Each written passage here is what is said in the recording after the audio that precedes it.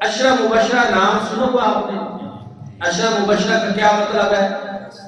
10 صحابہ. اور 10 صحابہ کون سے؟ جن کو زندگی میں جنت کی بشارت دی گئی. اور وہ حدیث کہاں سے شروع ہوتی ہے؟ ابو بکر فی الجنہ، عمر فی الجنہ، عثمان فی الجنہ، علی فی الجنہ. اس میں سب سے پہلے جنتی جس کو جنت کی بشارت دی گئی، اس میں کس کا ذکر ہے؟ صدیق ہے. پھر کس کا ذکر ہے؟ فاروق اعظم کا. پھر کس کا ذکر ہے؟ عثمان غنی کا. پھر کس کا ذکر ہے؟ علی المرتضیٰ کا. وہاں بھی یہ ترتیب جو ہے میرے آقا کی بیان کرتا ہے، اور وہاں بھی یہی ترتیب ہے جو ہم بیان کر رہے ہیں. تو اس طرح متعدد احادیث مبارکہ کا ایک ذخیرہ ہے، اس کے اوپر ہم بیان کرتے رہیں تو وہ بہت وقت اس کے لیے چاہیے. لیکن اہل سمجھ حضرات جو ہیں، اہل علم جو ہیں، ان کے لیے تو یہ سمجھنے کے لیے کافی ہے یہ چیزیں. اب دوستان ذکر حضرت سیدنا صدیق اکبر رضی اللہ تعالیٰ عنہ کے بارے میں حضور اللہ صلی اللہ علیہ وسلم کا ایک ارشاد اور سنا دیتا ہوں.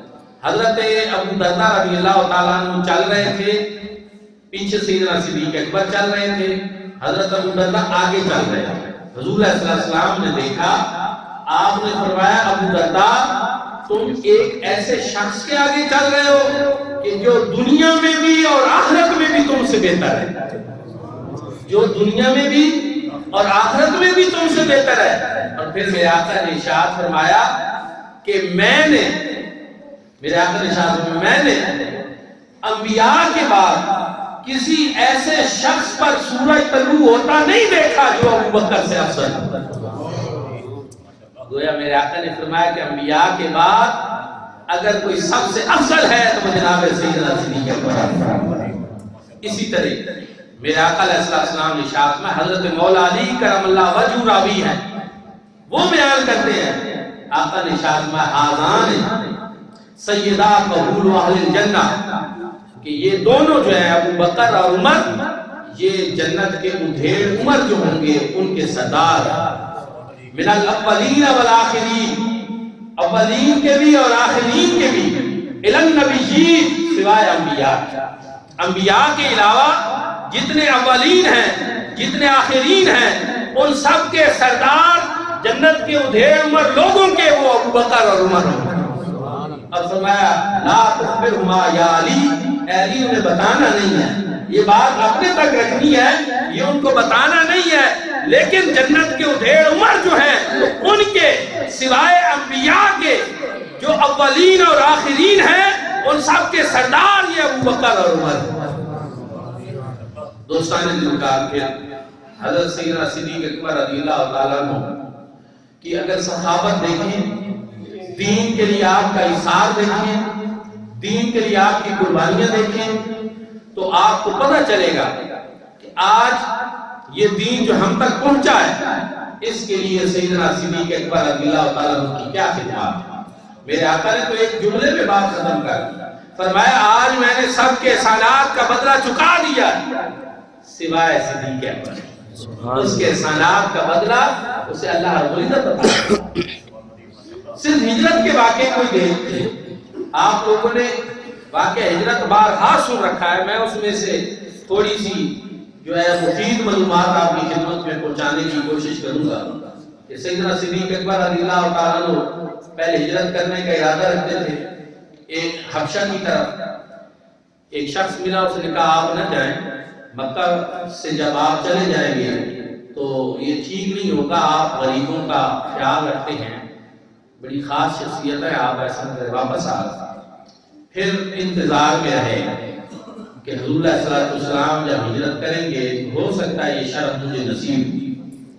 2 اونٹنیاں پہلے سے خرید کر رکھی اور ان کی خدمت کرتے رہے.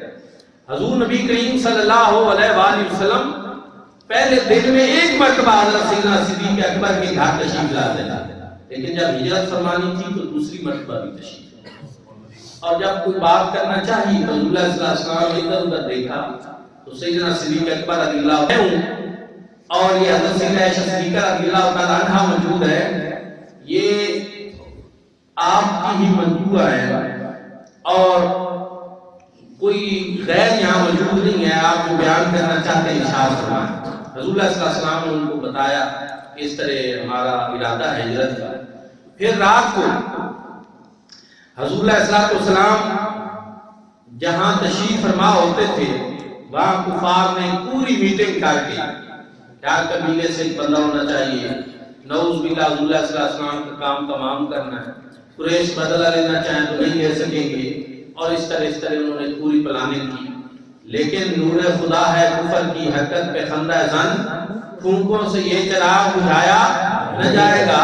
تو حضور علیہ السلام کی حفاظت تو اللہ نے فرمانی تھی۔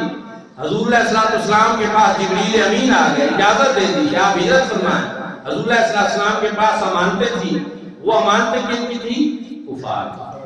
حضور نے فرمایا کہ یہ حضرت مولا علی کرم اللہ وجہ کو بلا کر کہ یہ آپ نے ان کو واپس کرنی۔ یہاں ایک بات اور قابل غور ہے کہ اگر آپ اور میرے پاس مخالفین کی امانتیں ہوں اور ہمارا ان سے کوئی جھگڑا ہو جائے، کوئی لڑائی ہو جائے، تو پہلی دھمکی ہم کیا لگائیں گے؟ جو اس معاشرے میں بات چلتی ہے تو یہی لوگ کہیں گے اچھا تم میرے ساتھ لڑائی کر لو، پھر وہ جو چیز تمہاری میرے پاس ہے نا پھر وہ لے لے۔ یہ غلط بات، یہ درست نہیں ہے۔ امانت دشمن کی بھی ہو تو اس میں خیانت نہیں ہونی چاہیے، یہ ہمارے آقا کا طریقہ ہے، یہ حضور علیہ السلام کا منہج۔ امانتیں بلا کر حضرت مولا علی کے سپرد کی، وہ لوگوں کی امانتیں تھی وہ حضرت مولا علی کے سپرد فرمائے، اور جو خدا کی امانت تھی، اللہ کی امانت تھی، وہ سیدنا صدیق اکبر کے خاطر شامل۔ حضرت مولا علی شیر خدا کی جرأت و بہادری کو بھی سلام کہ یہ کوئی معمولی بات نہیں۔ میرے آقا نے فرمایا اے علی آج تم نے میرے بستر پہ سونا ہے۔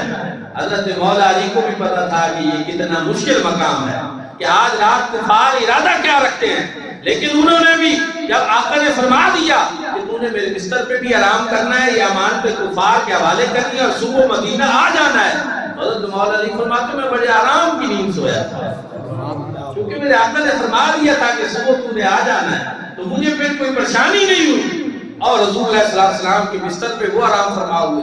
حضرت سیدنا صدیق اکبر کے گھر میرے آقا تشریف لے گئے، حضرت سیدنا صدیق اکبر چلے، اور تفسیر حسن عسکری میں روافض لوگ جو ہے نا وہ کہتے ہیں کہ حضور علیہ السلام سیدنا صدیق اکبر کو اس لیے ساتھ لے کر گئے کہ اگر حضور ساتھ نہ لے جاتے تو ان کو پہلے راز کا پتہ تھا اور وہ سیدنا صدیق اکبر نے کافروں کو بتا دینا تھا، تو نعوذ باللہ مجبوراً حضور ساتھ ہی لے گئے کہ یہ تو میرے ساتھ ہو تو پھر مخبری نہیں کر سکے گا، بتا نہیں سکے گا، اس طرح کی باتیں کر کے وہ سیدنا صدیق اکبر کی عظمت و شان کو گھٹانے کی کوشش کرتے ہیں۔ لیکن اب آپ سنیں یہ شان گھٹ نہیں سکتی کیونکہ اس کو بڑھانے والا اللہ اور اس کا رسول ہے۔ تفسیر حسن عسکری میں ہے، یہ امام حسن عسکری کون ہے؟ جو 12 ائمہ ہیں ان میں سے 11 امام۔ امام حسن عسکری کی تفسیر میں روایت ہے کہ اللہ رب العزت نے سیدنا صدیق اکبر کو یہ حکم فرمایا تھا وَامُرُكَ أَن تَسْتَسِبَ أَبَا بَكْرٍ کہ یا رسول اللہ جب آپ ہجرت فرمائیں گے تو آپ کی ہجرت کا ساتھی کوئی اور نہیں، وہ سیدنا صدیق اکبر